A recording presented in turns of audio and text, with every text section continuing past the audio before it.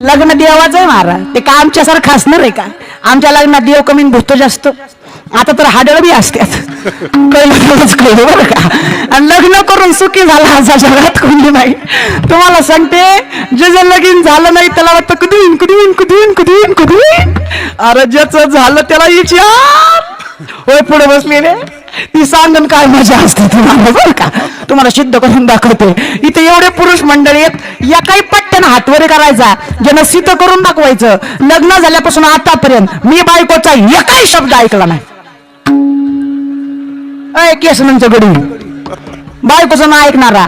इकडले काय करी कीर्तनात जेवढे गडी आहेत ज्यांचं लग्न झालंय अशा एका बी पट्ट्यानं हातवर करायचा की मी बायकोचं कणभर सुद्धा ऐकत नाही. ज्याची इथं आहे त्याची तर टापच नाही, पण ज्याची घरी आहे त्यांनी तरी प्रयत्न करा. महाराज लय अवघड असतं. बरं ज्याचं झालं ते लई बरी, ज्याचं नाही झालं ती तर लई बरी, पण ज्याचं जमून बसलंय कुठं तर चालू आहे त्याची मजाच बघायची.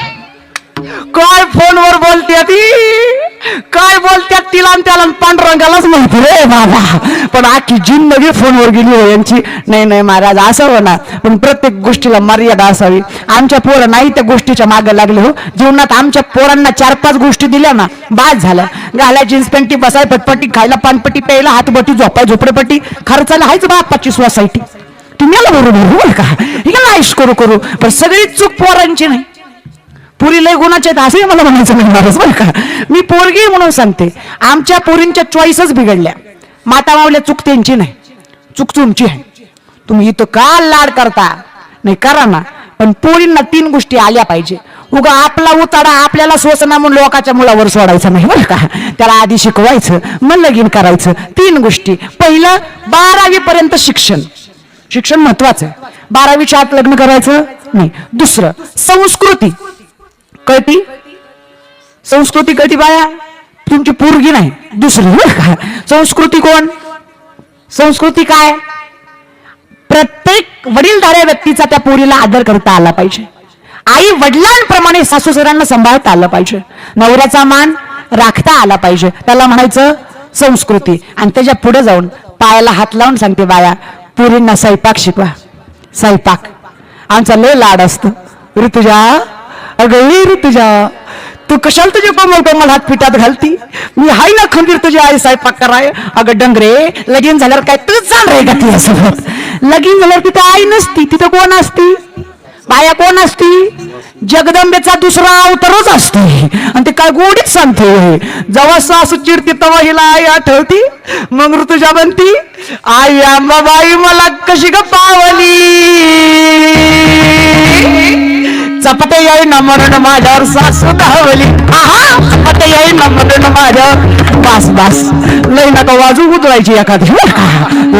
पांडुरंगाचं काही नाही, पण आंबाबाईचं लय अवघड असतंय महाराज. माझं कीर्तन चालून एका बाईच्या अंगात आलं. नवरा शेजारीच होता. नवरा म्हणला, ताई देवीनं सगळ्या गावाच्या सोडल्यानं माझीच बरी धरली.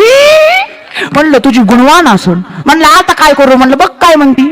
तेवढ्या माणसात बायकोच्या पाया पडला आणि बायकोला म्हणतोय, बोला आई साहेब, आता ही काही आई आहे का?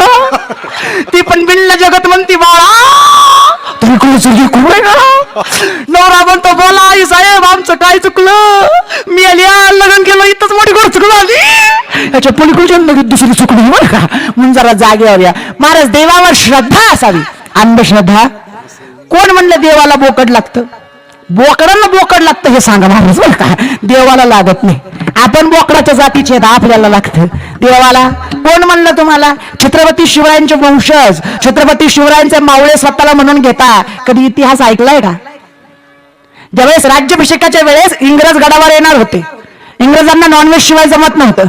राजांनी सांगितलं, ते जे काही असेल ना गडाच्या पायथ्याशी, माझ्या गडावर मांसाहार चालणार नाही, ही शिकवण त्यांची होती.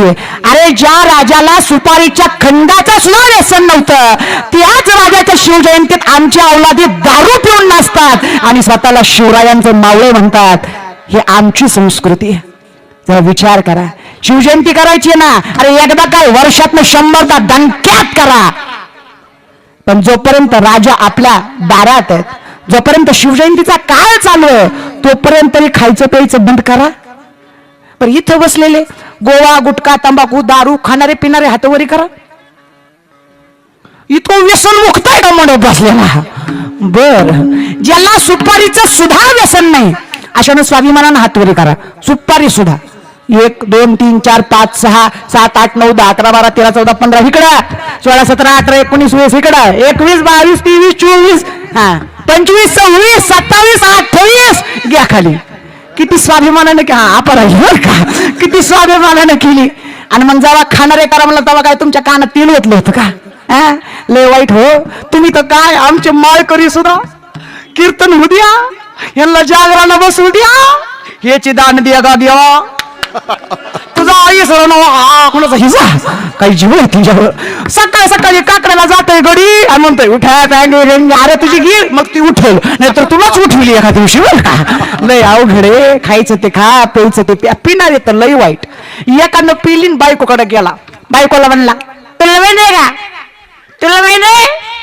बायको म्हणली जगाचा नियम आहे पिल्यावर तुलाच माहित असतो बरं का. बायकोला म्हणला गावाली इडी तिरी. बायको म्हणली का मला सरपंच केलं नाही. बायको म्हणली तू उभाच नव्हता तुला कशी सरपंच करणार. नाही म्हणलं पण कळलं पाहिजे ना मला सरपंच करून बघ. गाव बदलीन गाव.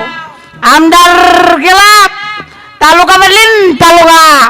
खासदार गेला जिल्हा बदलीन जिल्हा. पंत देश बदलीन देश. बायको म्हणली धुंदीत ये. दारूच्या नशेत लुंगी समजून माझा परकल घातलाय तो बोला. पुन्हा दुसरं कळलं त्यालाच कळलं विठ्ठला.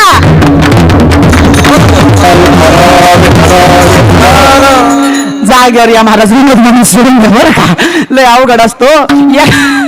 एखादी बायको माझ्याकडे आली म्हणले ताई कीर्तनात सांगून फायदा नाही आमचं लय पियत आहे त्याला जरा पर्सनली सांगा. म्हणलं पर्सनली पाकिट दी मग पर्सनली सांगते. नाही नाही म्हणली पर्सनली सांगावंच लागते. आता काय बोला महाराज म्हातारी होती नेलं तिनं पोराकडे. महाराज गेले त्याला म्हणलं हो दारू पिणं वाईट असते. घरात दाराचं वाटोळ होतंय जीवनाचं वाटोळ होतंय संसाराचा नाश होतंय लेकरं बाळात किंमत देत नाही जगात किंमत राहत नाही. काय पिऊन फायदा आहे. म्हणलं टिसलू सांगू नको. दारू कशामुळे वाईट आहे त्याला कसं सांगावं. मी एक दारूचा ग्लास घेतला एक दुधाचा ग्लास घेतला एक लाईटीचा किडा घेतला. दुधाच्या ग्लासात टाकला 2 मिनिटं ठेवला मी आला नाही. दारूच्या ग्लासात टाकला 2 सेकंदात मी आला. मी म्हणलं बघ दारू किती वाईट आहे. ती मला म्हणला तू इडी तू इडी. दारू पिणं किड्या मुंग्याचं काम नाही त्याला मरदच लावलं. आता इतकं गुण माझं असेल तर खरेच म्हणून